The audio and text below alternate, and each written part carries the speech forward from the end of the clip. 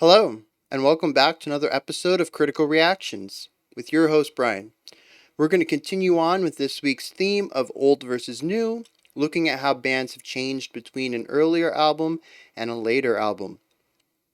Today we're going to be checking out a song off of Judas Priest's 1976 album, Sad Wings of Destiny.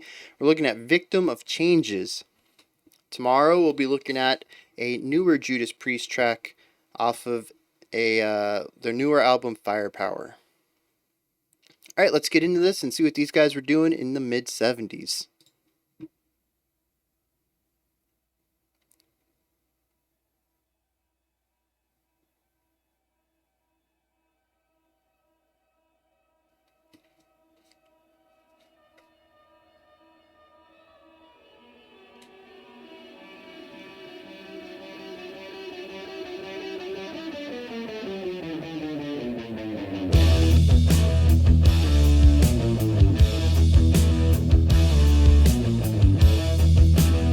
Lots of groove.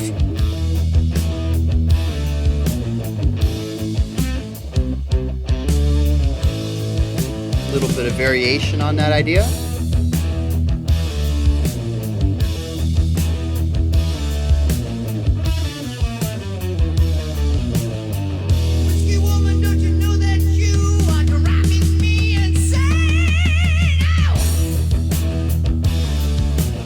Gotta love that belt.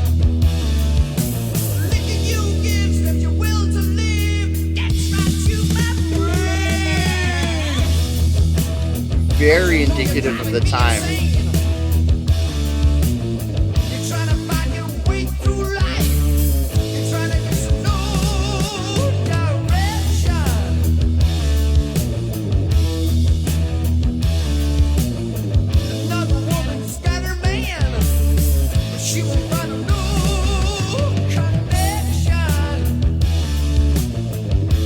This still has a lot of close ties to the blues that rock and roll came from.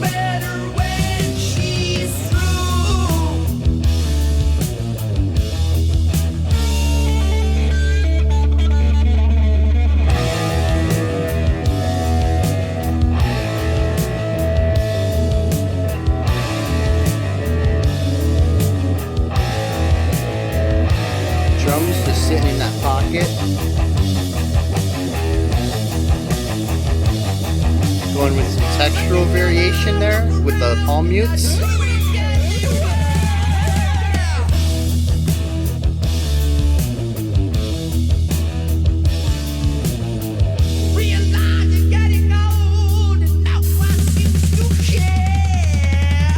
It's such a classic feel for the instruments to cut out and give that space for the vocals to do their line.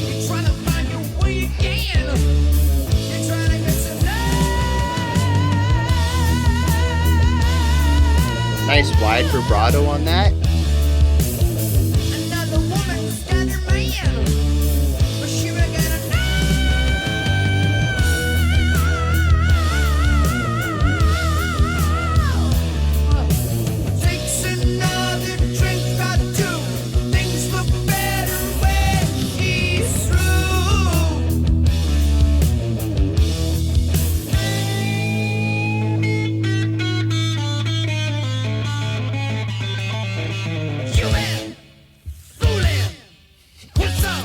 Yeah, that rhythmic synergy there right after that sweet man.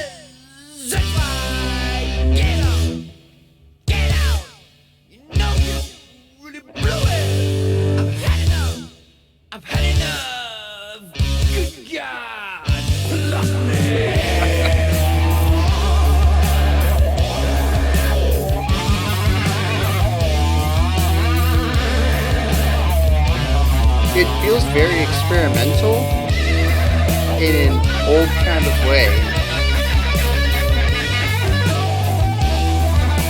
A lot of the experimentation comes from the mix and how they can change the way the sound comes across rather than the actual music they're playing.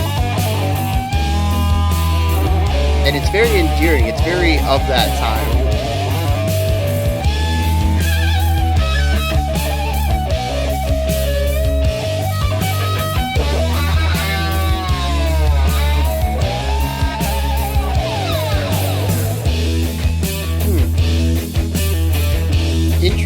solo. A bit avant-garde, lacking the direction I typically want out of a solo. More of going for a feeling or an atmosphere. Those are very interesting dyads they chose.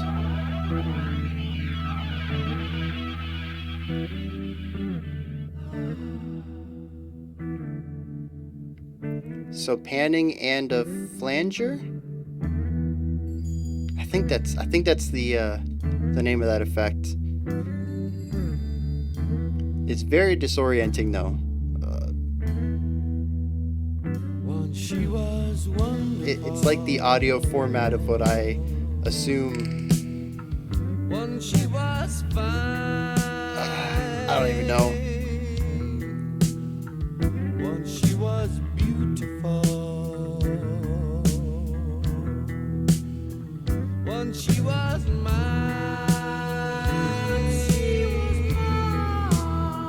Yeah. Changes come over her body. She doesn't see me anymore. Very heavily left panned here though. It feels very unbalanced.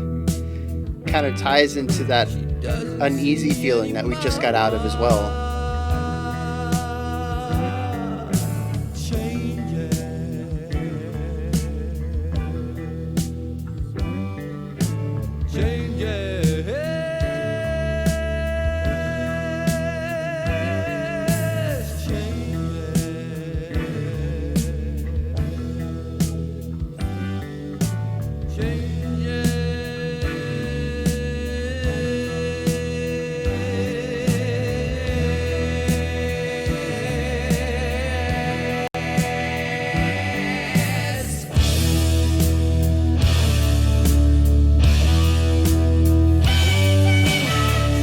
Another sonic change, a sonic variation on this same idea.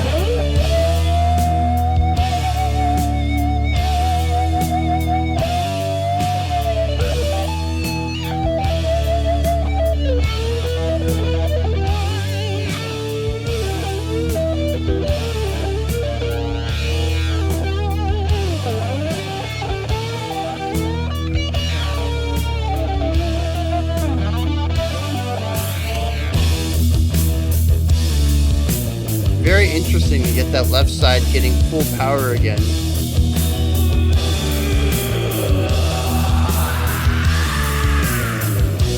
All right. Very personal expression right there.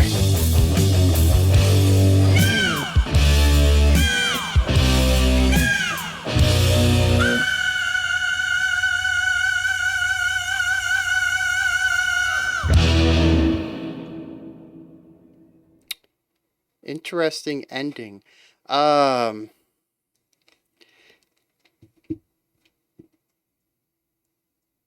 that was just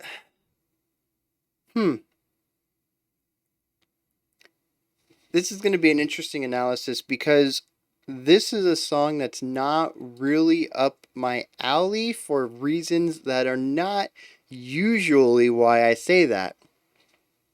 Usually it's about the textural ideas. Usually it's harshness, either a harsh atmosphere or harsh playing, harsh tones, harsh vocals. That's usually the stuff that I associate to not really being my style of music.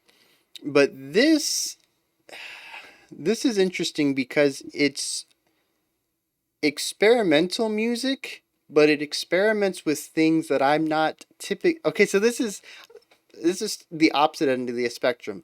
Like we've checked out Mastodon this week, Mother Puncher. I really appreciate a lot of the musical things they're doing, but the sound doesn't grab me. And this is the exact opposite of that. I'm not too fond of the actual music, but I'm appreciating the sound. We don't typically see that side of music where I'm just not too fond of the music itself. But we're going to get into that later. That's going to be some personal stuff. I want to focus in on some of the actual thing that's going on and look at it objectively before we move into some subjective stuff. Um, Very much a product of its time, coming out in the mid 70s. Is that what I said? 76, I think I said. It has a lot more roots in the bluesiness that rock and roll came from. This is typically what I think of when somebody says rock and roll rather than just rock. Um, it has a super focus on groove, a real big focus on sort of the bluesier side of music without getting super heavy. It just retains some of that uh, sort of bluesy melancholy aspects to the chord progression, but not the heaviness of the rock and metal that came after it. And like I said, groove is another aspect that these guys really seem to embody. But the other aspect that comes from this time is also the experimentation with sound. A lot of the song itself on paper is the same thing over and over and over. There's not a lot of movement on the musical section. If it wasn't for some of the sound design, this would be, at least in my opinion, a rather boring 8 minutes. There's not a lot of movement going on. However, they find a way to create a lot of variation in the sound itself, and that is where a lot of the experimentation of this time came from. You can hear the way that they implemented 3 or 4 different left to right pans, and it was just this wild area of time where they found out that they can do all these wild things, and they're really pushing the sound design, the engineering of the song, and trying so many different things. And you can hear also that idea of untamed experimentation in sound in their tones and how often they're changed. A lot of modern bands find a tone and stick with it. That is their guitar tone. They might have a soft tone and a heavy tone. They might have a solo tone, but the guitars typically have signature sounds to their player.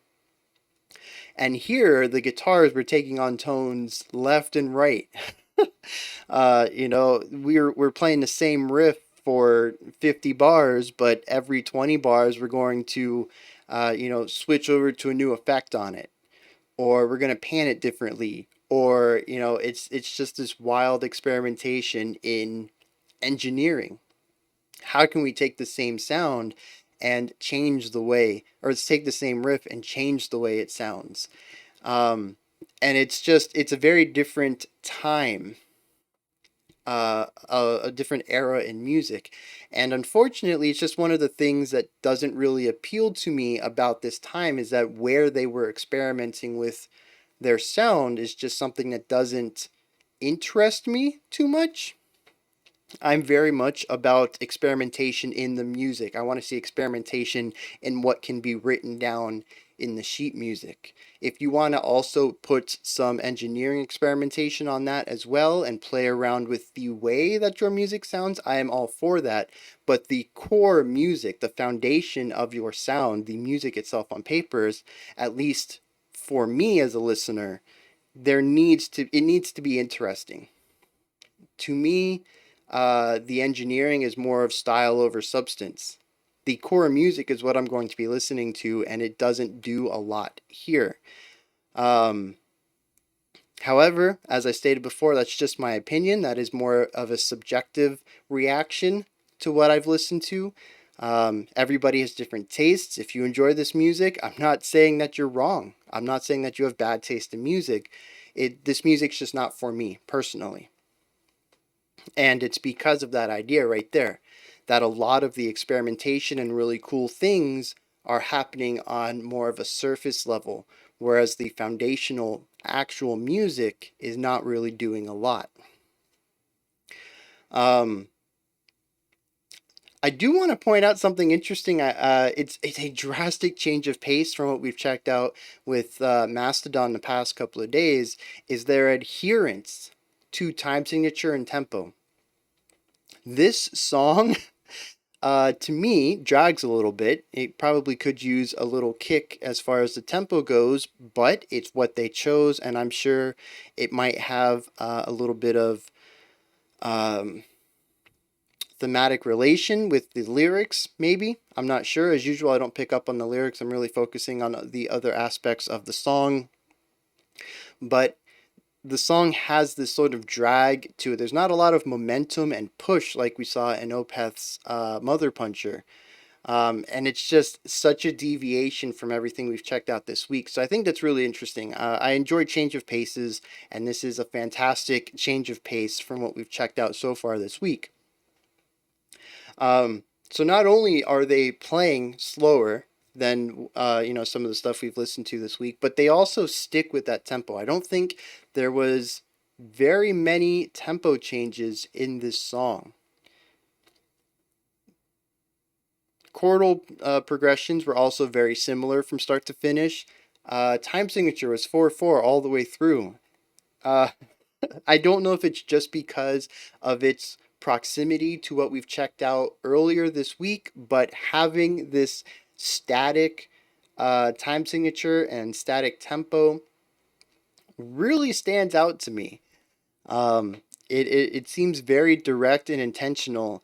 And maybe it's not. Maybe when we put it in its proper context of being released in the mid 70s, maybe that was more standard for its time, at least in this area of rock and roll. I know the 70s also brought us prog rock, and that played around with tempo and time a lot.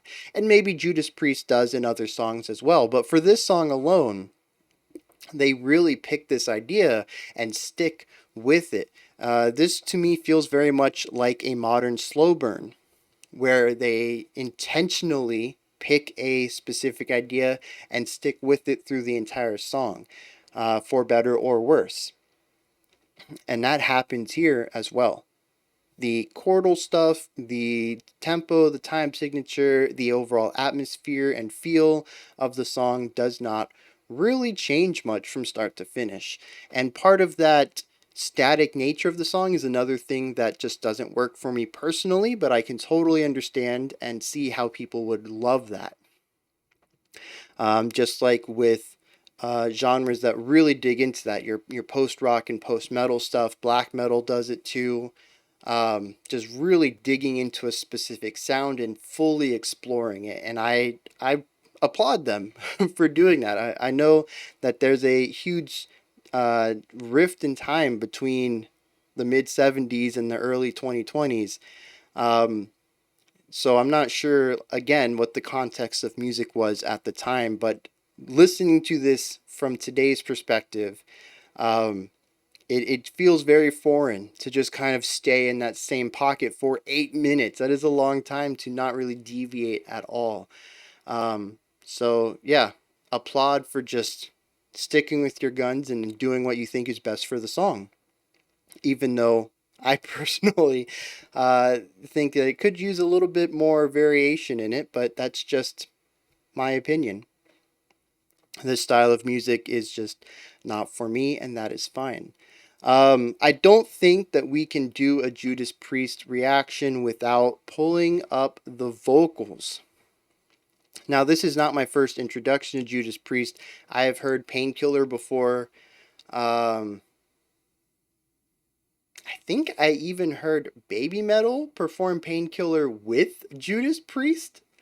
Um, I don't know. When we did a few Baby Metal tracks back at the beginning of the channel, and I did a little bit of exploration on their stuff, personal exploration, looking at their stuff outside of the channel. And I know they did something with Judas Priest, and I think they actually did Painkiller. I think that's it's like kind of funny that that's the only song I've heard from them, and I've heard it both as a a crossover duo kind of thing, and then also, that's also the song I know them from. So the lead vocalist's vocal style is something I was expecting. I'm glad that it's here.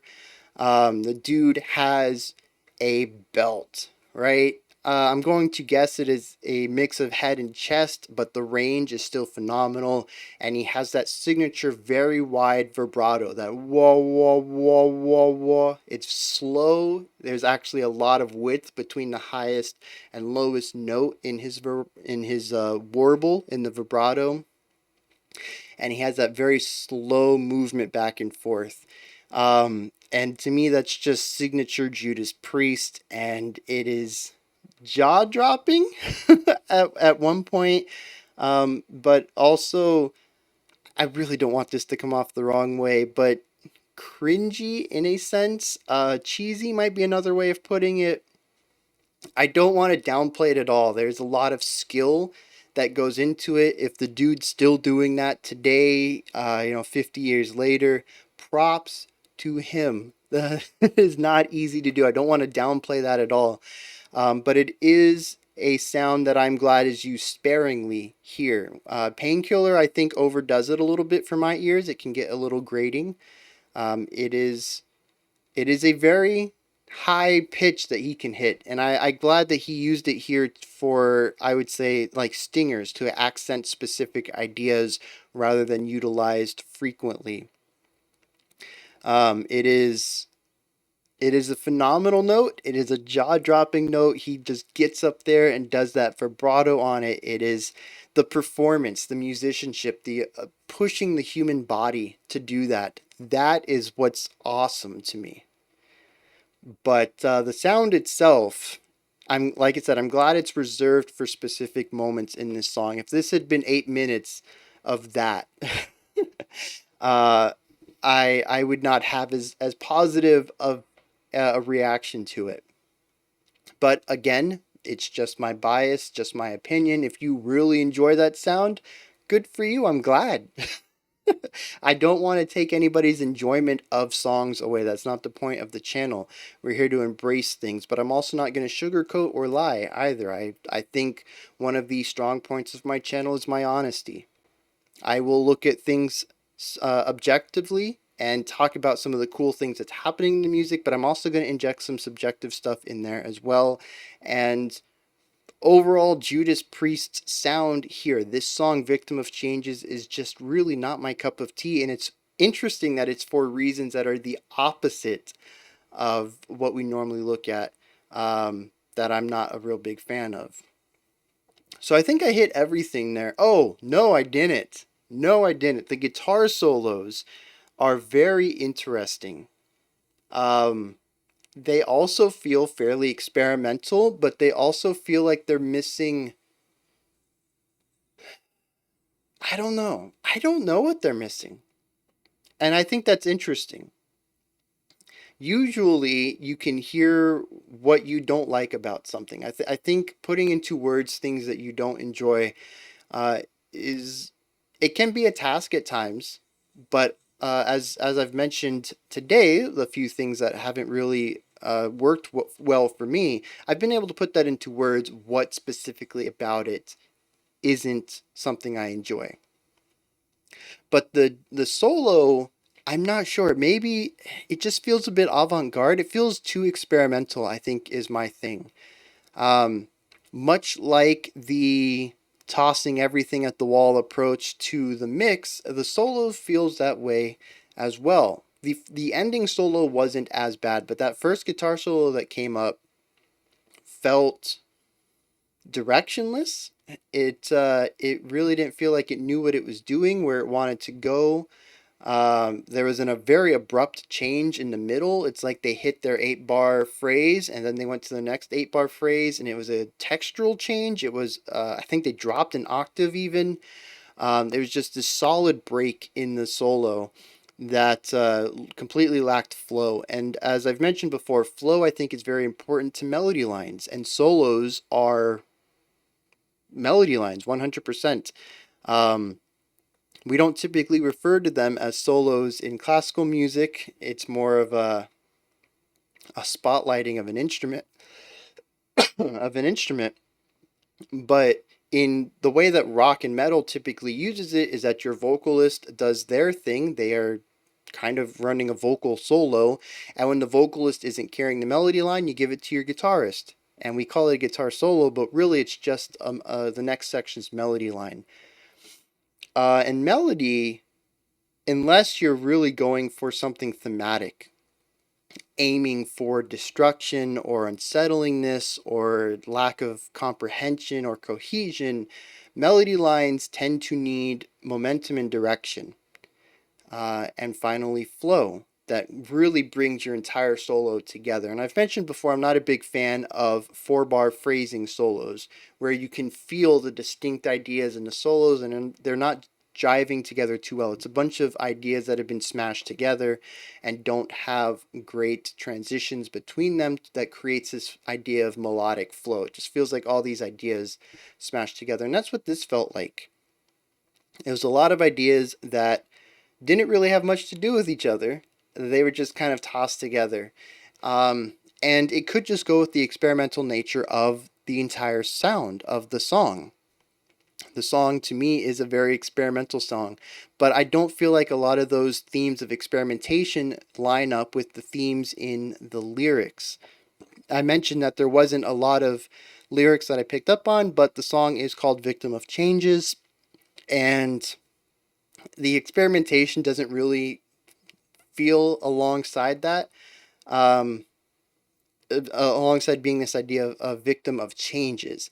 Um, Idea of changes, yes, there's a lot of changes going on in the music, but I would put my money down that the music, the song itself, was created outside of the lyrics. Maybe they were created in separate. Maybe the music was written first, and then the singer came in and put the lyrics down on top of it. But they don't seem to support each other. And that's another thing that I look for in music that I tend to revisit and enjoy, even if it's a sound I don't necessarily like, is that cohesion's going to get me coming back because it brings it to that next level. It puts it on an artistic level where even though I don't like the sound, I enjoy the idea that everything is coming together to create. Maybe it's an emotion or an atmosphere, and I'm just not seeing that cohesion here as well.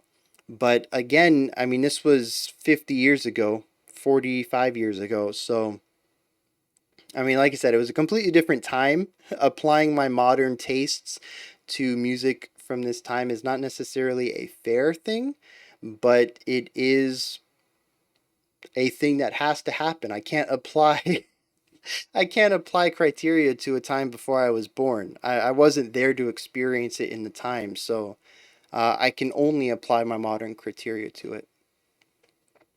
So, yeah, those are my thoughts on Judas Priest's Victim of Changes. It's an interesting song. It is very much a song of its time.